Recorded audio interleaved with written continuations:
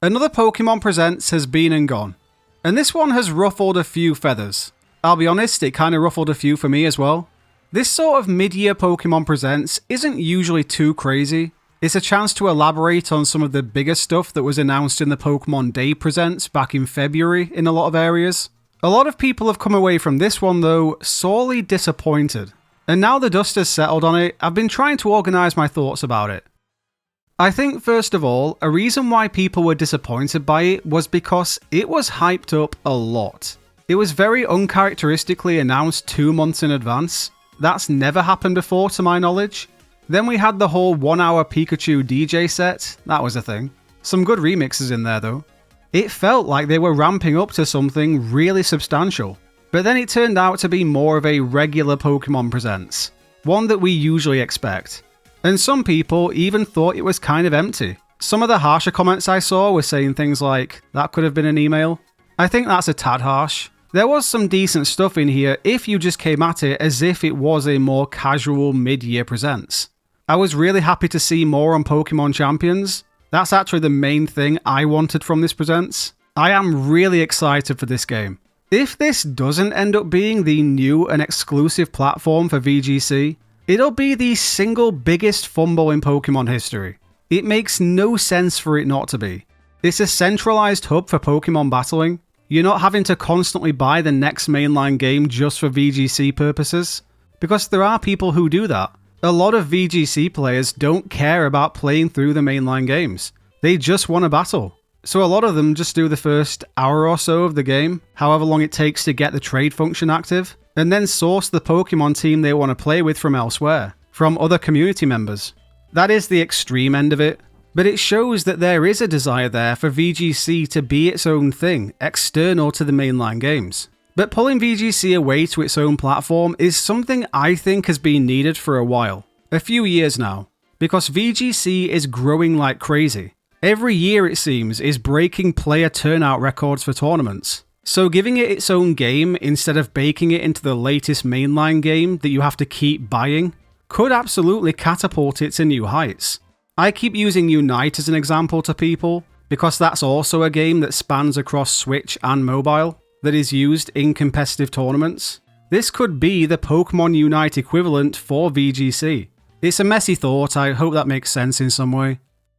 And outside of that conversation, looking at the game itself, this game has taken Pokemon battles and cranked the accessibility up to 11. There's 2 new levels of Pokemon move effectiveness, so if something is 4 times strong or 4 times weak, it'll now tell you via the new terms extremely effective and mostly ineffective. The IV and EV system has been simplified massively. I don't think IVs exist in the game from what I've seen. And EVs have been condensed from 508 stat points down to 66 stat points. There's a graph for Pokemon natures, percentage bars on your opponent's health. It just looks like the platform for Pokemon battles. And for tournaments like EUIC, NAIC, Worlds, they could have special stadiums for those events to really turn up the atmosphere. Have the NPCs in the stands holding up flags and banners and stuff. We were wondering a lot about monetization for Pokémon Champions as well. It looks like the currency system, victory points, won't be a pay-to-win situation, although it said in the trailer that it won't be directly purchasable, and the use of the word directly there is just a little sussy. But I'm sure there will be something in there, a second currency maybe that is paid, that you can use for cosmetics and things like that. If they're pulling VGC away from the mainline titles, there will be money-making mechanics in there that won't just cancel out the potential losses from certain VGC players not buying the mainline games anymore, but will actively make them even more money. I'm excited, there's so much potential in this, I can't wait to play it. Then of course the other meaty portion of the presents was more news for Pokémon Legends ZA. I'll be honest, I kinda came away from this with more questions than answers. I don't really understand what the main story of Legends ZA is supposed to be, because every trailer so far has showcased something different you can do within the game. A few new characters, a new phenomenon that's going on in Lumio City.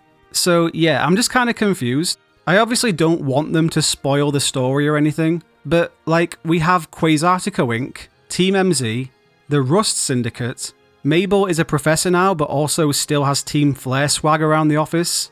Alpha Pokemon are back. Rogue Megas are also going to be a thing. The ZA Royale. Emma's Bureau missions. Whatever Zygarde's role is. There seems to be a lot of different things going on that seemingly have nothing to do with each other. Maybe it will all link together quite nicely once we get into the game itself. Right now though, it just feels like we've been fed this rapid conveyor belt of random features and side quests, but we don't know what the overarching story of the game is. Although I'm trying to think back to Legends Arceus and how much we knew about that. Regardless, Legends ZA definitely looks like it has more. There's just way more going on. Maybe there is no singular narrative structure, and it is just meant to be a mishmash of adventure. We'll have to wait and see. We got a new Mega Pokemon announced, just the one, Mega Dragonite, which split people down the middle. When I first saw it, I remember being a bit unsure. It looked a little underwhelming to me, I'll be honest. But I mean, does it have to be extravagant? I like the Dragonair theme to the design. I've always liked Dragonair way more than Dragonite, so that's really cool. It's a grower, I think. It's been a couple of days and already I feel a little more endearment towards it. I definitely expected more Mega Evolutions to be revealed in this Presents, but I guess they're saving them to drip feed us the occasional one every few weeks between now and release. Although there isn't that long left, it could be one every couple of weeks. They'll not reveal all of them, obviously they'll save a few surprises for us to find in the game.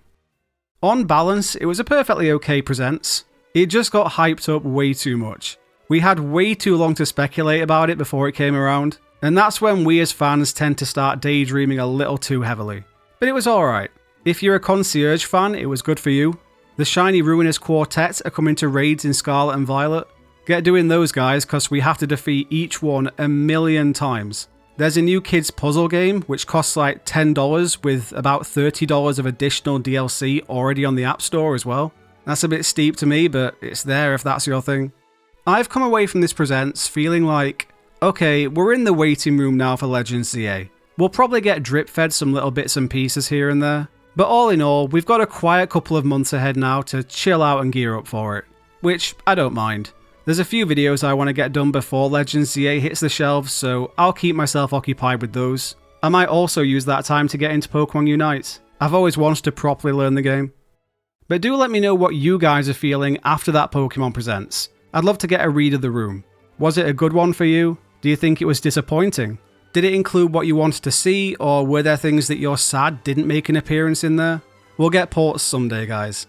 Let me know down in the comments. While you're down there, please do drop a like on the video, it's a massive help. Subscribe for more Pokemon videos. Special thanks to our channel members here. And of course, hop in the Discord server, we're chatting about it all over there too. Thanks for watching, take it easy, I'll catch you in the next one.